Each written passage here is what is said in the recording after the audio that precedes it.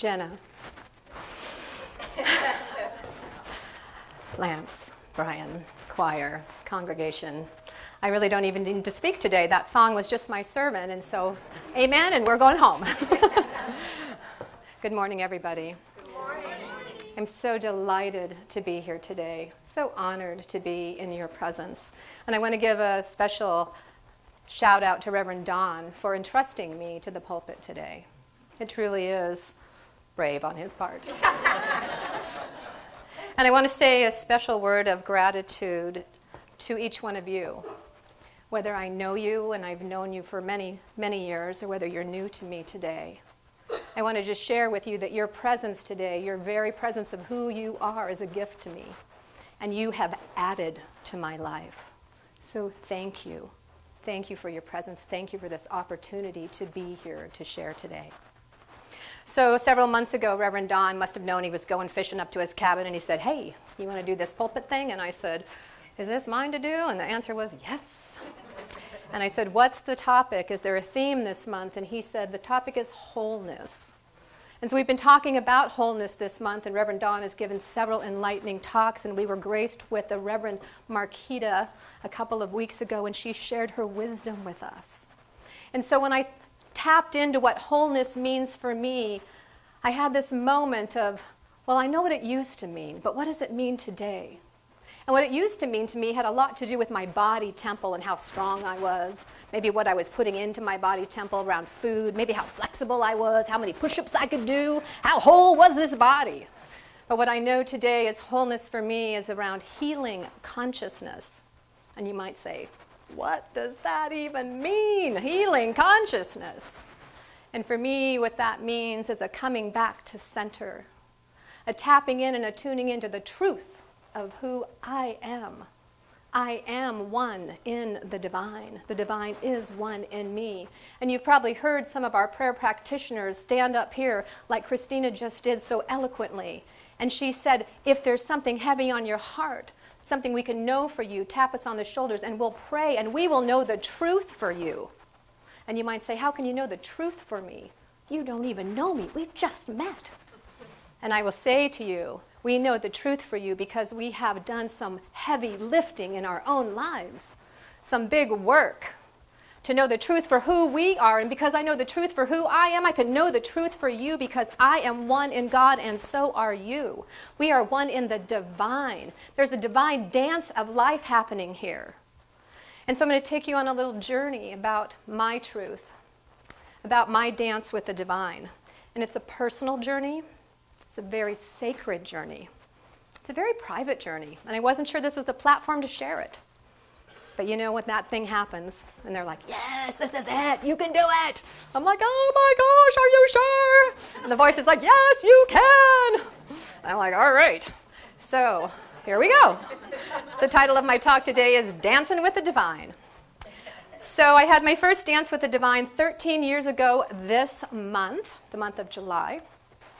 I grew up in a small town of Sitka, Alaska. Shout out Sitka, Alaska, beautiful town.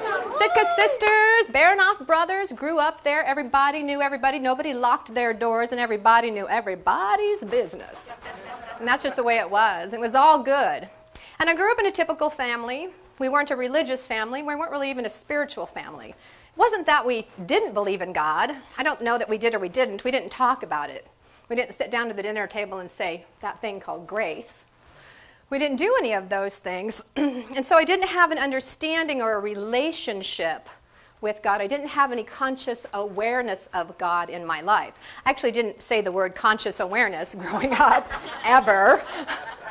But what I did have an awareness of, and I had a big awareness of, was this idea of fear. I had this really, really strong fear. And my fear was the fear of dying. It was the fear of death.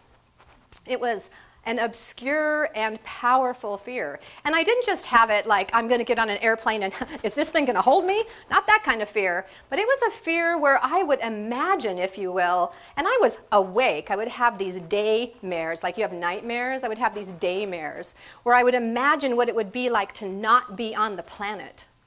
And I would get myself so worked up and so feeling so much fear that my physical body temple would begin to quake. I mean, like trembling.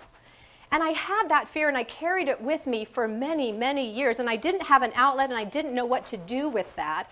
And what I do know now is that that fear was not just about the fear of dying. There was a lot of fear going on. But when I was growing up, and I'm talking from the 3rd grade on through into high school, into my young adult, my older adult years, I had this overwhelming fear of death. And when I was growing up, there was a girl in my school, and her name was Amy, and she was like totally the most religious person I knew. Like, she went to church not just on Sunday, but she went like another day during the weekend. Like Friday or Saturday, I was like, wow, she's like all that, right? And so I thought I'd approach her, and we were about in the 9th or 10th grade, and I thought I'd approach her and ask her her thoughts. Maybe like she would share some enlightenment and help me with this fear that I was going through. So I said to her one day, Amy, I got a question for you. It's pretty serious. Can you help me out? And she said, sure, Cindy, what's up? And I said, I have this big fear about dying. Are you afraid of dying? What are your thoughts about dying? And I'll never forget what she said to me. She's like, oh, I am so looking forward to it. I was like, whoa. She's like, I can't wait. It's this thing that what we believe is that this place that we here are on the planet right now is just kind of like the train stop of life, and that after this place and after we're done with our work here that we evolve and that it's beautiful and blissful. And she said a bunch of other stuff, and I had tuned her out because by that time I'm like lost all confidence that she was the most religious person I knew. Now I knew that she was the most crazy person I knew, and that was just all there was to it. And so I continued on in life, and fast forward, I was in my later years, 30s, when people in my life started to actually leave the planet. And I won't forget the day that my grandmother died, and she died of a heart attack, and I was at college in that time in my life, and it was in my 30s. And she died of a heart attack, and I remember for the next several years, I felt everything in my body. So in my body, when my heart rate would race a little bit, I was sure I was having a heart attack and was going to die. I just was sure of it. And that took me, I can't tell you how many countless trips to the emergency room. And the doctors are like, panic attack. I was like, I don't even know what that means, but okay. And so I didn't know what to do with that. And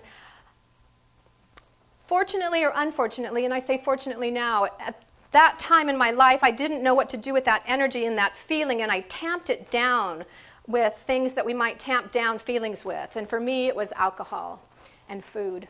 And I tamped my feelings down with an excessive amount of alcohol and food. And I was almost at 40 years old when I looked in the mirror one day and I knew that I couldn't continue this way, or surely I actually was going to die.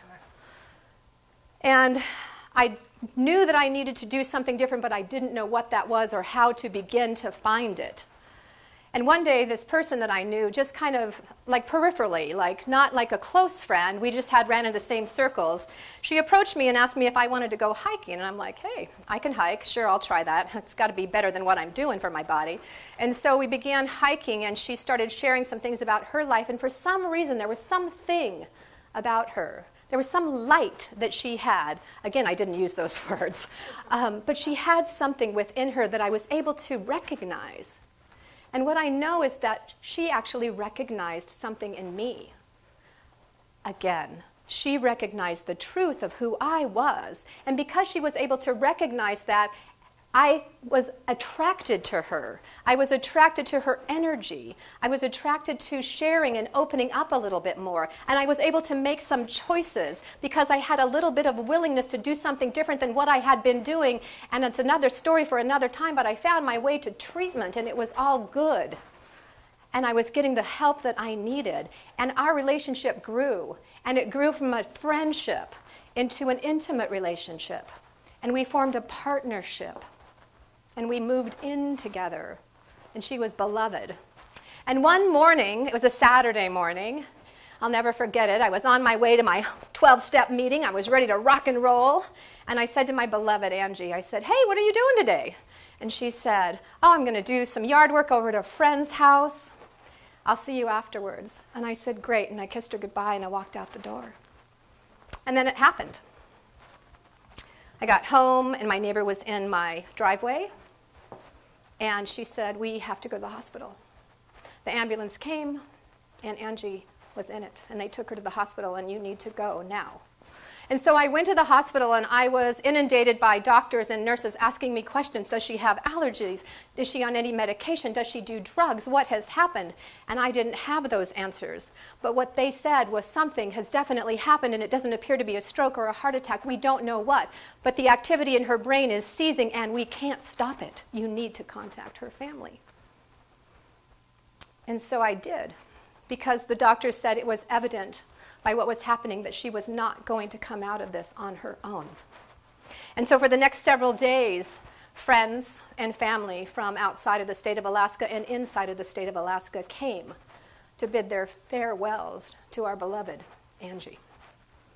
And on July 13th, 2 days ago, 13 years ago, we said goodbye as we disconnected life support on my beloved, our beloved. And we released her body back to the ethers from which it came. And anything I thought I knew about death and any daymares that I had imagined when I was growing up were nothing compared to the reality of what just happened in my life. I had lost a friend. I had lost somebody who had supported me and helped me to see a little bit, a tiny door into the light of who I was. She was gone. And I was alone, and I was afraid, and grief was heavy. It was so heavy. And I felt numb, and it felt unreal. How could this be happening? But I continued to do what I do, which is just show up, and people continue to support me because they're my friends and they're my family, and they were with me for several weeks. And then one night, it was probably around 3 weeks, I don't know, but everybody had finally left my house, and I was alone, and it was in the evening, and I was in bed, and I had my journal open. Because I didn't know what to do, so I would write to her, and I would ask her, what the heck happened? And I didn't say that heck word. I said some other fierce words, and I was angry, and I was sad, and I was hurt. And I said, where are you? And then I said, how are you? And friends, I can't tell you what happened, but something did. In that moment, I felt this absolute feeling of love wash over me. I felt every fear I had ever experienced in my life be completely lifted from me. I knew that all was well in the world, and I knew all was well in Angie's life, in my grandmother's life, and every life on the planet and off the planet. I knew I had just witnessed and been touched and was touching this thing called God that I had heard about but I had never had any experience with. I knew that had just happened to me, as well as I knew my name. And our founder, Ernest Holmes, speaks about this in the Science of Mind book on page 358, and he says, there is a point in the supreme moment of realization where the individual merges with the universe, but not to the loss of his individuality, where a sense of the oneness of all of life so enters his being that there is no sense of otherness, where the sense of oneness enters our life, where there is no sense of otherness. We are whole and connected. And I had that experience, and I didn't know what to do with it, and I was afraid, and I knew if I didn't take some sort of action, that thing called fear was going to come back in, and the next morning, and it would swallow me up. And life would happen. And all I knew to do that night was go to bed. And so I did, and I slept deeply. And I woke back up in the morning, and I expected to see fear tapping at my door, ready and waiting for me. And I was still sad, and I was still hurting, but I felt different. I still had that feeling of peace, that feeling of deep love. And again, I didn't know what to do, but a few weeks later, I found myself at the Adams Center, and a friend of mine had been taking me there probably because she knew that I needed some support, and there were some really supportive people there. And I liked it, and I felt good for that hour in time while I was there. And there was this woman, and she played the piano, and she sang. And every time I looked at her, I felt something beautiful come over me. But every time I wanted to talk to her, she had ran right out that door. I'm like, where is she going? And one morning I said, I'm getting her. Where is she going? So I stopped her in her tracks, and I'm like, you're always leaving. Where are you going? And she's like, oh, I got a gig. I got to go to the Alaska Center for Spiritual Living. I am the piano player over there. I'm like, oh. She's like, but hey, if you want to talk more, let's have tea. And I said, heck yeah, I want to talk more. Let's have tea. So we had tea later that week, and as we were sitting down, I looked at her ring. She had this beautiful ring on. I like your ring. I said, it looks like a peace symbol. She's like, oh, that's our teaching symbol. Looked just like that.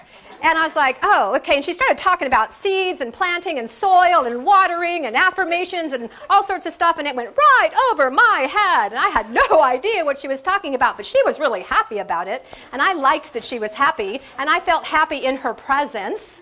And so that was all good. And then she said, hey, they're starting a new class. There's this teaching part. And it's called Foundations. And I think you might like it. And I was a teacher at that time. And I said, yes. I'd like to take a class, and so I came here to the Alaska Center for Spiritual Living, and I took the Foundations class with Reverend Marquita, and Robert Wallace, our teacher, was the teacher assistant for that class. And I came to that class, and I came every time to that class, and I started feeling a little bit different about myself. Because the people in that class, although they were all very different, everybody came from different religious backgrounds and spiritual philosophies, and I came from the spiritual philosophy of none. When they asked that question, they're like, what's your background? I'm like, none. I got zero thing going on. I've got the spiritual philosophy of fear living my life, but I want something different. And I'm feeling pretty different right now because you're here. And so these people supported me, and we supported one another. And I kept coming back. And I kept doing what they were doing because I want what they had. And this is when my addiction consciousness really kicked into play, and it worked for me, right? Do what you do what I do, and you'll get what I have. And I said yes, and I wanted more of what they had, and so I kept coming back, and I did it, and I was taking more classes, and the next thing I know, I was in practitioner training. I'm like, what's a practitioner? What's a practitioner?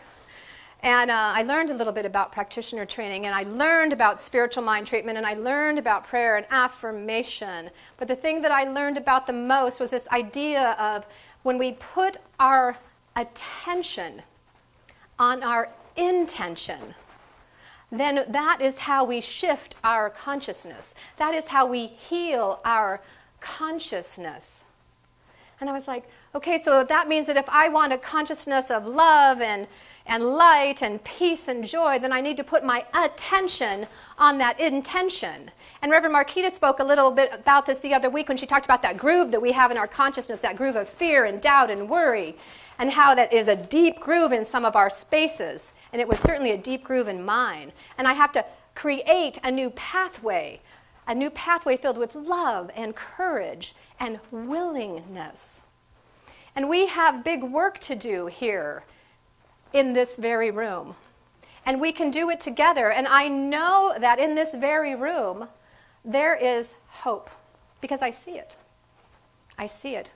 I know that there's enough hope and enough faith in this very room to fill up at least 3, if not 4, Olympic-sized swimming pools. I also know that there is doubt in this room. I also know that there's fear in this room. And that's okay. We honor the fear. And we are here for one another. If you're feeling that sense of separation, if you're feeling that sense of fear, I can say to you, you don't have to be alone. That day when I was feeling that power of love wash over me, I felt like I was dancing in the arms of the divine. Have you ever been on a good dance floor with somebody who's a really good leader, and you're just floating along, and you're not doing anything, you're just feeling the music, and it is washing over you, and you are in that moment. And that's how I was that day. I was in that moment. And I've had many moments since then that I have been in that moment. And you do not have to have a huge thing like a death of a loved one to have that moment. People have that moment every day. People have that moment driving down to Seward and looking at the mountains and the ocean and saying, oh my God, I live here. People have that moment at Fred Meyer's when the baby looks at you and keeps following you as you're passing by, and the little baby's eyes are on fire because the baby sees the light of who you are.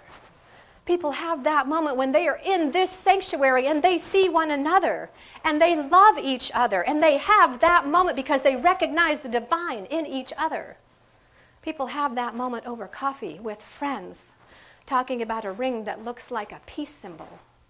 People have that moment. People, we are that moment. We are that moment.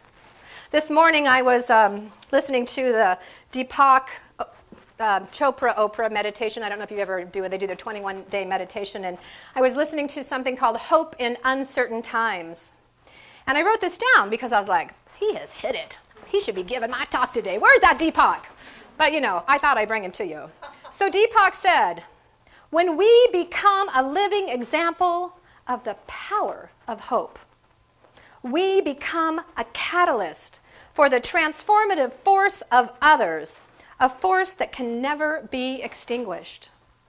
And so when we become the living example, the power of hope, we become a catalyst. And what I realized is that that's what Angie was for me. She was a catalyst for hope in my life. She allowed me to look in the mirror of life and see the divine looking back at me just a little bit. And that's all I needed. I just needed a little bit of hope. Just that much. Because that much grew into that much, and it grew into that much, because then I met more catalysts in my life. I met this divine Rachel. I had family. I had friends in my life already. I found my way to this spiritual center. This spiritual center turned into many other spiritual centers. I still love the Adam Center. I get to be at Unity Church of Hawaii with those spiritual people. I am here with you today, and you are here with me. We are one. It is one big party. And so if we're filling up our body temples, our consciousness with those things that we do not want, we want to shift. We want to shift that. Make a new groove. Get on a new dance floor of life with the dance floor of love, right? This morning I was on Facebook. Linda, can you cue up that? This morning I was on Facebook, and the beloved Jane Beach, who did our affirmation, or who did our sacred reading today, Reverend Jane Beach, she had posted this on her site. And I thought, that, my friends, that's what we want to fill up our body temples, our consciousness with, so that we can heal. That sense of who we are, that we are determined, that we are clever, that we are trustworthy, that we are leaders, that we are whole, that we are thoughtful. We are all that which we are. We are that all which we seek. And so, friends, I invite you to open up your hearts, open up your arms, and invite the divine to dance with you. And if you're feeling like you need to be led because you're still in that sense of doubt and fear, then just let the divine lead you across the dance floor. Or perhaps you've grown in your sense of courage and you're feeling strong and confident. Then you can say, I will take the lead. I will be the lead for you today. And knowing that the divine is right here next to you. And you can lead your life across the dance floor. There are so many opportunities, and you have it. You are it. And so I say to each one of you today, you are all vehicles of the divine. You are all dancing the beautiful dance of life. I am so grateful to each and every one of you for being the hope, the joy, the inspiration that my life can grow more each day. Maya Angelou said, there is no place where hope and fear can occupy the same space at the same time. She said, and I say, so choose wisely, my friends. Choose wisely. And today, I choose you. I choose hope. Namaste.